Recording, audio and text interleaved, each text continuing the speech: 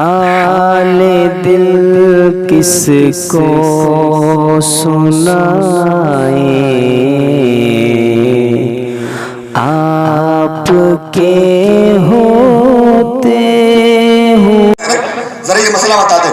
اب مفتی صاحب نے انہیں مسئلہ بتا دیا، انہوں نے اپنے مقتدی کو بتا دیا، مقتدی خوش، امام خوش، مفتی خوش۔ لیکن ہونا کیا چاہیے؟ امامت کرنے والا کم سے کم اتنے مسئلے ضرور جانے کہ اپنے مقتدیوں کو دین کی باتیں بتا پائے۔ سمجھ رہے ہیں؟ اس لیے میری گزارش ہے، آج جتنے بھی بچے فارغ ہوئے ان کے لیے دعا کریں، اور اگر ان کے ماں باپ یہاں آئے ہوں، ان کے رشتہ دار یہاں آئے ہیں، تو میری گزارش ہے جس طرح آپ نے ان کو 4-5 سال پڑھایا ہے، اپنی محنت کی کمائی ان پہ لگائی ہے، تو 2-4-5 سال اور پڑھائیے تاکہ حافظ قرآن کے ساتھ ساتھ عالم دین بھی بن جائے۔ سبحان اللہ، سبحان اللہ۔ میرے بھائی تمہیں پتہ نہیں ہے قرآن کیا ہے۔ قرآن اگر سمجھ جاؤ گے تو قسم اللہ کہ تم کبھی قرآن کو پڑھنا بھولو گے ہی نہیں۔ ہمیشہ اپنے سینے، یہی وہ کتاب ہے جس کو چومنا بھی عبادت، سر پہ رکھنا عبادت، سینے پہ لگانا عبادت۔ سنیں، ایک بندہ تھا، ایک چھوٹی سی بات سن لے اس کے بعد گفتگو کریں۔ ایک بندہ تھا، اس کا انتقال ہو گیا، لوگوں نے قبر میں دفن کر دیا۔ دفن کر کے آئے تو ایک بندے کا پرس بٹوا قبر میں گر گیا۔ اس کے بعد میں یاد آیا کہ یار میرا بٹوا تو قبر میں رہ گیا۔ دوڑ کے گیا، قبر کی مٹی ہٹائی نا، اس کو اپنا بٹوا مل گیا، لیکن بٹوے کے ساتھ ساتھ، پرس کے ساتھ ساتھ کیا دیکھتا ہے؟ پوری قبر کو اللہ نے گلاب کے پھولوں سے بھر دیا ہے، پوری قبر کو اللہ نے بالکل ہرا بھرا فرما دیا ہے۔ اب لوگوں نے قبر کو برابر کیا، وہ اس کے گھر پہنچ گئے۔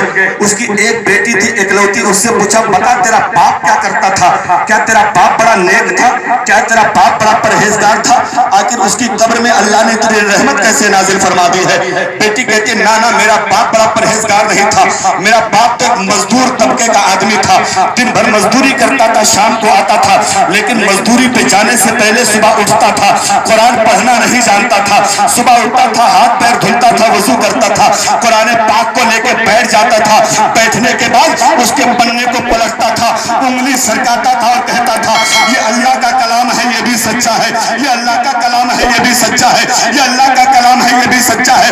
بس وہ قرآن کی لائنوں پہ انگلی پھیرتا جاتا تھا اور یہ کہتا جاتا تھا یہ اللہ کا کلام ہے، یہ بھی سچا ہے، یہ اللہ کا کلام ہے، یہ بھی سچا ہے، یہ اللہ کا قرآن ہے، یہ بھی سچا ہے۔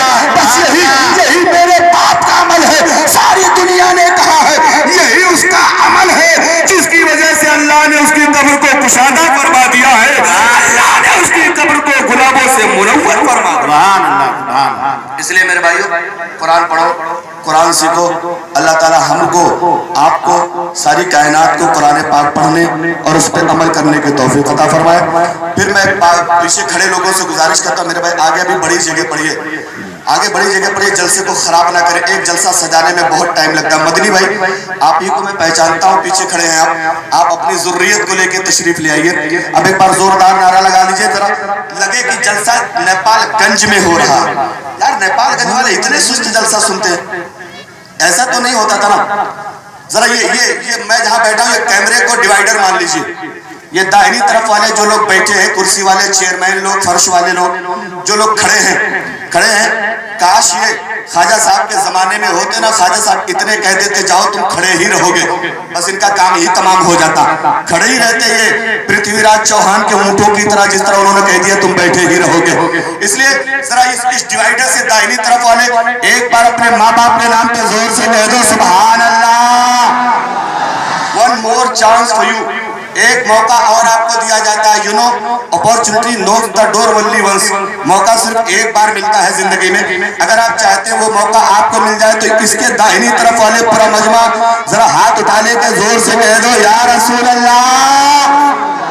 اچھا اب آپ لوگ چپ رہیے، یہ دائنی طرف قاری شریف صاحب خطیب و امام جامع مسجد فیض النبی تشریف رکھتے ہیں، بائیں طرف حافظ شاکر صاحب بڑے دلدار بڑے معتبر آدمی ہمارے بائیں طرف رکھتے ہیں۔ ان دو حافظ قاریوں کی موجودگی میں دایاں بازو تو ذرا مضبوط ہے، بائیں بازو کو دیکھتے ہیں چونکہ دائیں بازو کو چلانے والا دل بائیں طرف ہوتا ہے۔ اب دیکھتے ہیں کتنے دلدار لوگ بائیں طرف بیٹھے، ذرا ایک بار زور سے ہاتھ اٹھا کے آپ لوگ بھی کہہ دو سبحان اللہ سبحان اللہ۔ آپ بتائیں او ناظم صاحب کی بلا، یہ بتائیے کہ ادھر والے جیتے یا ادھر والے؟ وہ توجہ ہی نہیں کیے. اللہ تعالیٰ ناظرین صاحب کو توجہ کرنے کی توفیق عطا فرمائے. زور سے پورا مجمع آگے سے پیچھے تک، دائیں سے بائیں تک، اوپر سے نیچے تک، کیمرہ والوں سے لے کے کرسی والوں تک پورا مجمع زور سے ہاتھ اٹھا لو اور زور سے بولو نعرہ رسالت.